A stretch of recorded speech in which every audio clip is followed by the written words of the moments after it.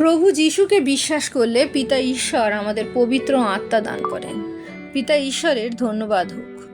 পবিত্র বাইবেল গালাথীয়দের প্রতি সাধু পল যে পবিত্র আত্মার ফলগুলি উল্লেখ করেছেন।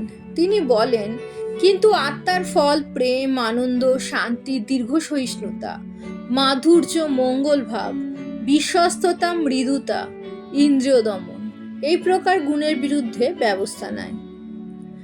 পবিত্র আত্মার সহভাগিতা প্রার্থনা করি বিষয়টি আলোচনা করার জন্য।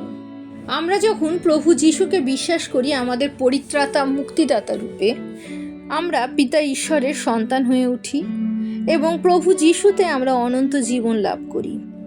তখন পিতা ঈশ্বর আমাদের পবিত্র আত্মা দান করেন। পবিত্র আত্মা সেই আত্মা যে আত্মা প্রভু যিশুর ওপর নেমে এসেছিলেন যখন তিনি যোহন বাপ্তাইজকের দ্বারা বাপ্তিস্ম গ্রহণ করেন, এবং সেই আত্মা তার উপর নেমে আসার পর তিনি তার কাজ শুরু করেন।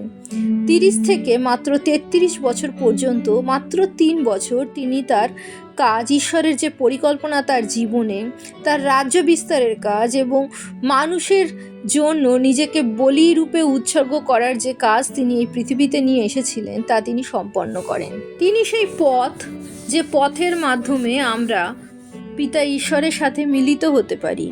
আমরা অবশ্যই পিতা ঈশ্বরের সৃষ্টি, কিন্তু আমরা পৃথিবীর সবাই পিতা ঈশ্বরের সন্তান নই। যখন আমরা প্রভু যিশুকে বিশ্বাস করি তখনই আমরা পিতা ঈশ্বরের সন্তান হয়ে উঠতে পারি। আমরা যখন পবিত্র আত্মা লাভ করি তখন আমরা কিছু পবিত্র আত্মার উপহার লাভ করি এবং কিছু পবিত্র আত্মার ফল আমাদের জীবনে প্রকাশ পায়। পবিত্র আত্মার উপহারগুলি করন্থীয়দের পত্রে 12 অধ্যায় সাধু পল বলেছেন, আমরা যদি বাইবেল অধ্যয়ন করি দেখতে পাবো, নানা ভাষায় কথা বলা, রোগীকে সুস্থ করা, সকল ভাষায় কথা যে মানে তা বলে দেওয়া, ভাববাণী বলা, কেউ প্রজ্ঞার বাক্য লাভ করে, কেউ জ্ঞানের বাক্য লাভ করে, আবার কেউ নানা রকম আত্মাকে চিনতেও পারেন। কিন্তু পবিত্র আত্মার ফলগুলি এই যে আমরা এখানে গালাতীয়দের পত্রের 5 অধ্যায় 22 এবং 23 পদে দেখতে পাই। পবিত্র আত্মার যে উপহারগুলো করন্থীয়দের পত্রে আমরা দেখতে পাই, সাধু পল বলেন সেইগুলো পবিত্র আত্মা আমাদের দান করেন এবং আমরা এই উপহারগুলো মানুষের কাজে ব্যবহার করতে পারি, তাদের জীবনে আরোগ্যতা আনতে পারি, ঈশ্বরের বাক্য তাদের জীবনে বয়ে আনতে পারি, নানা রকম আত্মাকে আমরা চিনতে পাই এবং ভাববাণী বলে মানুষের এবং মণ্ডলীর অর্থাৎ চার্চের, খ্রিস্টের যে বধূ, খ্রিস্টের যে দেহ শরীর তার উপকার করার জন্য, তাদের উন্নতির করার জন্য আমরা ব্যবহার করে থাকি। এই উপহারগুলির মাধ্যমে আমরা যখন আমাদের জীবনে ব্যবহার করতে থাকি এই উপহারগুলি, মানুষ আমাদের দ্বারা আকর্ষিত হয় এবং প্রভু যিশুকে পরিত্রাতা রূপে জানতে পারে, গ্রহণ করতে পারে এবং পরিত্রাণের পথ পায়। আর এই উপহারের জন্য মানুষ কিন্তু আমাদেরও জানতে পারে। যারা মানুষকে সুস্থ করতে পারছে অথবা ঈশ্বরের বাক্য বলতে পারছে অথবা ভাববাণী বলতে পারছে, তারা কিন্তু মানুষের কাছে অনেক পরিচিত হয়ে ওঠেন। বলা যায় তাদের মাধ্যমে প্রভু যিশু যেমন মানুষের কাছে পৌঁছাচ্ছে, ঈশ্বরের নামে যেমন মানুষ সুস্থ হচ্ছে, ঠিক তখনই তারাও কিন্তু ঈশ্বরের নাম প্রচারের মাধ্যমে তার নামে মানুষকে সুস্থ করে, খারাপ আত্মা থেকে মানুষকে মুক্ত করে জ্ঞানের বাক্য দ্বারা তারাও কিন্তু মানুষের কাছে পরিচিতি লাভ করে। কিন্তু এই সকল উপহারগুলো পবিত্র আত্মা কখনো ফিরিয়ে নেন না। কারণ কোনো মানুষ যখন আপনাকে উপহার দেয় বা আমাকে উপহার দেয়, সেই উপহার কিন্তু কেউ ফিরিয়ে নেয় না। তাই জন্য আমরা অনেক সময় দেখে থাকবো ঈশ্বরের কাজ যারা করছে তারা বাস্তব জীবনে তাদের সাথে সময় কাটানো সবসময় সুখকর হয়ে ওঠে না, অথবা ব্যক্তিগত জীবনে তারা হয়তো আমাদের চোখে সেই রকম সুন্দর মানুষ অথবা গ্রহণযোগ্য মানুষ বলে আমরা তাদের মেনে নিতে পারি না। তাদের হয়তো জীবনের কিছু কিছু ফলস বা কিছু কিছু খারাপ দিক তাদের কাছাকাছি আসলে আমাদের আহত করে। তাই আমাদের সবসময় মনে রাখতে হবে পবিত্র আত্মার উপহার যারা লাভ করেছেন এবং সেই উপহারের মাধ্যমে ঈশ্বরের রাজ্য যারা বিস্তার করেছেন, তাদের পিতা ঈশ্বর একটা টুলের মতো বা একটা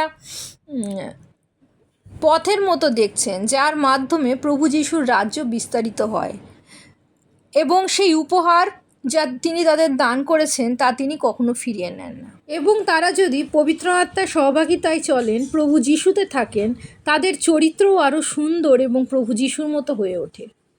কোনো মানুষ যে প্রভু যিশুতে শেষ পর্যন্ত জীবনের আছেন, বা যে মুহূর্তে আমরা তার সাথে পরিচিতি লাভ করছি, সেই মুহূর্তেও তিনি প্রভু যিশুর সাথে যুক্ত আছেন, তা আমরা বুঝতে পারি তার চরিত্রের মাধ্যমে। অর্থাৎ যখন তাদের চরিত্রে এই আত্মার ফল প্রেম, আনন্দ, শান্তি, দীর্ঘ সহিষ্ণুতা, মাধুর্য, মঙ্গলভাব, বিশ্বস্ততা, মৃদুতা, ইন্দ্রিয় দমন, এই গুণগুলো যখন প্রকাশ পায়, তখন আমরা বুঝতে পারি যে সে এখনো পর্যন্ত প্রভু যিশুতে আছে। যেমন প্রভু যিশু বলেন, আমি দ্রাক্ষালতা, তোমরা শাখা, যে আমাতে থাকে এবং যাহাতে আমি থাকি সেই ব্যক্তি প্রচুর ফলে ফলবান হয়, কেননা আমা ভিন্ন তোমরা কিছুই করিতে পারো না। প্রভু যিশুতে থাকলেই আমরা প্রচুর ফলে ফলবান হই। কোন ফল? এই যে পবিত্র আত্মার ফলগুলো, সেই ফলের মাধ্যমে। গাছ যেমন তার ফল খায় না, এই যে গুণগুলো আমাদের চরিত্রে প্রকাশ পায়, পবিত্র আত্মার ফলগুলো যে আমাদের চরিত্রে প্রকাশ পায়, এই ফলগুলো আস্বাদন করতে পারে আমাদের চারপাশের মানুষ, এবং আমাদের উপস্থিতি তাদের জীবনে সান্ত্বনা নিয়ে আসে, শান্তি নিয়ে আসে। কারণ তারা উপলব্ধি করে আমাদের উপস্থিতি তাদের কাছে কোনো বিরক্তি, কষ্ট, আত্মগ্লানি এইসবগুলো নিয়ে আসছে না। কারণ তারা আমাদের কাছে এসে প্রভু যিশুর চরিত্র অনুভব করে, সেই ফল গ্রহণ করে। পবিত্র আত্মার ফলগুলো যখন আমাদের চরিত্রে প্রকাশ পায়, তারা আমাদের মধ্যে প্রভু যিশুকে দেখতে পায়। অনেক সময় এই ফলগুলির মাধ্যমেও তারা আকর্ষিত হয় এবং প্রভু যিশুকে পরিত্রাতা রূপে, ত্রাণকর্তা রূপে গ্রহণ করে পরিত্রাণের পথ লাভ করে। আমরা যদি প্রভু যিশুর উপহার এবং ফল দুটোই লাভ করি পবিত্র আত্মার সহভাগিতার মাধ্যমে, কিন্তু যদি তার সহভাগিতায় না চলি, বাইবেলের বাক্যে না থাকি, অথবা ঈশ্বরের উপস্থিতিতে প্রার্থনায় রত না থাকি, আমাদের জীবনে উপহারগুলো হয়তো থেকে যাবে, কিন্তু আমাদের চরিত্রতে সেই পবিত্র আত্মার ফল প্রভু যিশুতে যুক্ত না থাকলে যা কখনোই প্রকাশ পাওয়া সম্ভব নয়, তা আস্তে আস্তে হারিয়ে যাবে। সাধু পল তাই তো বলেছেন করন্থীয়দের পত্রে 13 অধ্যায়, যদি আমি মনুষ্যদের এবং দূতগণের ভাষা বলি, কিন্তু আমার প্রেম না থাকে, তবে আমি শব্দকারক পিত্তল ও ঝমঝমকারী করতাল হইয়া পড়িয়েছি। এই অধ্যায়টিতে আমরা দেখব যে আমাদের জীবনে পবিত্র আত্মার সব উপহারগুলি থাক না কেন, আমরা যতই শক্তিশালী হই না কেন, মানুষকে সুস্থ করি না কেন, প্রজ্ঞা জ্ঞানের ভাষা বলি না কেন, ভাববাণী বলি না কেন, কিন্তু আমাদের চরিত্রে যদি পবিত্র আত্মার ফলগুলো না থাকে, তাহলে আমরা এই রকম ঝমঝমকারী করতাল অথবা শব্দকারক পিত্তল, অর্থাৎ আমাদের জীবন বৃথা হয়ে পড়বে।